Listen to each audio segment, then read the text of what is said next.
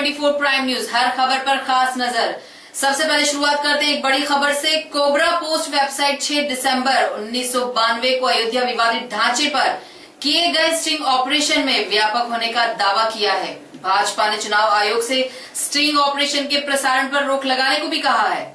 हमने चुनाव आयोग से सुबह बात भी की और चुनाव आयोग को हमने पत्र भी लिखा है और उस पत्र में हमने स्पष्ट रूप से लिखा है कि कोबरा पोस्ट नामक एक एनजीओ एक स्टिंग ऑपरेशन के नाम पर श्री राम जन्मभूमि बाबरी मस्जिद जैसे संवेदनशील विवाद पर प्रायोजित स्टिंग दिखाने का ही योजना बना रहा है।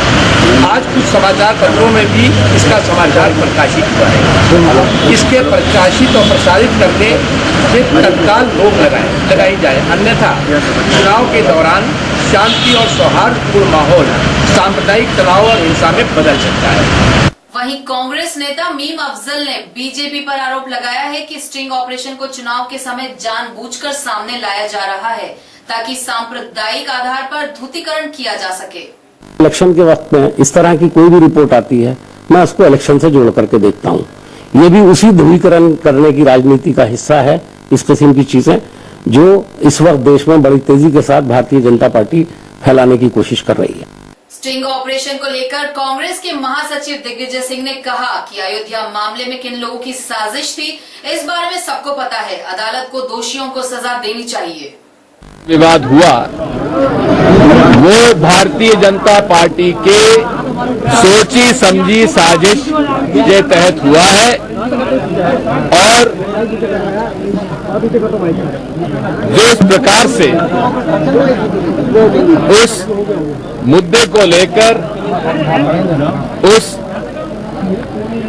इमारत को गिराया गया, वो भारतीय जनता पार्टी और संघ की सोची समझी साजिश थी।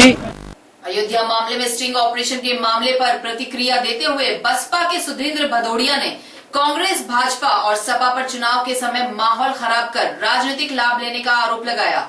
ये इन लोगों की कोशिश रहती है, खास तौर से ये दोनों बड़े राजनीतिक दल और समाजवादी पार्टी जैसे लोग, इन लोगों की ये कोशिश रहती है कि हिंदू मुस्लिम लोगों में भड़काव पैदा करें, टकराव पैदा करें, उसके बाद अपनी राजनीतिक तौर पर रोटियां सेकने का काम करें। तो इस चुनाव में ये खुलासा हो गया है कौन ताकतें किस किस्म की हैं। मैं समझता हूं कि ये बहुत ही गंभीर मसला है और लोगों को सावधान रहना चाहिए। आम आदमी पार्टी के नेता प्रशांत भूषण ने कहा कि अयोध्या मामले की सच्चाई स्टिंग ऑपरेशन से सामने आई है। ये गंभीर मामला है। Important is what this whole sting operation shows. It shows that the entire top echelons of the Sangh Parivar, including top leaders of the BJP, RSS, VHP, Bajrang Dal, were all involved in a very, very clear concerted conspiracy to bring down the Babri Masjid. This is totally contrary to what they have been saying in public subsequently or even in the court where they have been charged by the CBI. भारतीय communist party के नेता गुरुदास दास गुप्ता ने कहा कि दोषी लोगों के खिलाफ कार्रवाई होनी चाहिए। And it was clear from the visuals who are the people responsible. But if it has come through a video and if there is a sting operation, then it is more important that the people know who are the real culprits. And if these people had been responsible for demolishing Babri Masjid in the way it is being shown, then action should be taken against them. Cobra post sting operation में उमा भारती ने अपनी प्रतिक्रिया देते हुए कहा कि जो बात कहनी थी वो अदालत और जांच आयोगों के सामने कह दी थी। जो बातें कोर्ट में मैं कह चुकी हूँ और जो मामले कोर्ट में उसमें मैं अलग से एक शब्द नहीं बोलूंगी। मैंने कोर्ट में जो कहा वो अक्षरशः सत्य है। आप लिब्रान कमीशन में मेरी पूरी स्टेटमेंट को देख लीजिए और स्वयं लिब्रान कमीशन ने भी मेरे स्टेटमेंट को चैलेंज नहीं किया, उसको अक्षरशः सत्य उन्होंने स्वीकार किया। वहीं भाजपा नेता विनय कटियार ने अयोध्या मामले में स्टिंग ऑपरेशन को लेकर कांग्रेस पर निशाना साधा और कहा कि मूल्य मुद्दों से ध्यान हटाने के लिए स्टिंग ऑपरेशन प्रायोजित किया है।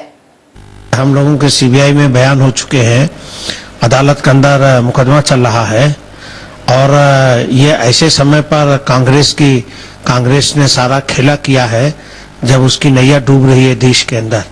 इस समय जनता गरीबी से परेशान है, चारों तरफ भ्रष्टाचार है, भय है, भूख है, भ्रष्टाचार है, ये चारों तरफ जब बोलबाला है, सुनियोजित तरीके से इसको प्रस्तुत करने का काम किया। जेडीयू के नेता केसी त्यागी ने स्टिंग ऑपरेशन को लेकर भाजपा और कांग्रेस दोनों पर निशाना साधा। थोड़ा भाजपा ने उकसाया कांग्रेस पार्टी ने, इसलिए बाबरी डिमोलिशन के लिए कांग्रेस और भाजपा दोनों बराबर की जिम्मेदार। समाजवादी पार्टी के नेता नरेश अग्रवाल ने कहा कि स्टिंग ऑपरेशन से जो सच्चाई सामने आई है उसे लेकर केंद्र सरकार को सख्त से सख्त कदम उठाने चाहिए। तभी जानते थे प्लानिंग के तहत बाबरी मस्जिद आरएसएस वालों ने, बीजेपी वालों ने, विश्व हिंदू परिषद ने गिराई, जो एक दूसरे के संगठन हैं। मुझे तो तय हुआ कि इब्राहिम कमीशन के आगे डिनाई करके, कोर्ट के आगे डिनाई करके सब जानते हैं। अब अगर ये बात सही है और साबित दिखाई दे रही खुद को आगे स्टिंग ऑपरेशन में, तो केंद्र सरकार को कड़ा एक्शन लेना चाहिए। तो क्या दिक्कत केंद्र सरकार को है? जब सारे सेकुलर फोर्सेज इस बात के लिए तैयार है कि सांप्रदायिक ताकतों को संभाल के, तो इसमें केंद्र सरकार को एक्शन लिया। अगर नहीं एक्शन लेगी केंद्र सरकार, तो इसका मतलब है कि उनमें कहीं ना कहीं नरमी भाजपा के प्रति। सूचना एवं प्रसारण मंत्री मनीष तिवारी ने कहा कि आरोपों की जांच होनी चाहिए और सच्चाई सामने आनी चाहिए। इस खुलासे का सवाल है, इसमें जो तथ्य सामने आए हैं वो गंभीर है और उनकी पूरी तरह से छानबीन होनी चाहिए, जांच होनी चाहिए और उसका जो सच है वो जनता के सामने जरूर आना चाहिए। अब बात करते हैं लोकसभा चुनाव की। कांग्रेस अध्यक्ष सोनिया गांधी ने आज झारखंड के रामगढ़ में चुनावी रैली की। राजनीति गरीब की तरक्की और देश की प्रगति से जुड़ा बेहद गंभीर विषय है। लोकतंत्र में किसी को भी इस बात की इजाजत नहीं होनी चाहिए कि वह कुर्सी हथियाने के लिए किसी भी हद तक चला जाए। भाजपा नेता नरेंद्र मोदी ने आज महाराष्ट्र के चंद्रपुर में रैली को संबोधित करते हुए माओवादियों से हथियार छोड़कर देश के विकास में भागीदार बनने की अपील की। मैं माओवादियों से आग्रह करूंगा कि एक बार आप गंभीरता से सोचिए क्या हमें इस धरती को लहूलुहान करना है कि हमारी भारत माता को हरियाली बनाना है। अगर भारत माँ को हम रक्त से रंजित करेंगे तो भारत माँ के संतान के नाते हम क्या पाएंगे? और अगर बंदूक हाथ में रखेंगे तो रक्त तो बहा सकते हो, लेकिन कंधे पर हाथ उठा लोगे तो धरती हरियाली हो जाएगी, गरीबों का पेट भरने के लिए काम आएगा।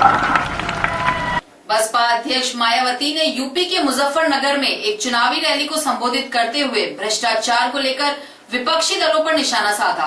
केंद्र में कांग्रेस, बीजेपी व अन्य विरोधी पार्टियों से रही इन सभी सरकारों के दौरान भी वो अपने देश का वर्षों से विदेशों में करोड़ों अरबों की तादाद में जमा काला धन की अभी तक अपने देश में वापस नहीं आ सका है। जबकि विदेशों में जमा इस काले धन से यहाँ अपने देश की अभी तक काफी कुछ गरीबी एवं बेरोजगारी हो सकती थी। 24 प्राइम न्यूज में खबरों का सिलसिला जारी रहेगा। आप देखते रहिए 24 प्राइम न्यूज, जो रखता है हर खबर पर खास नजर।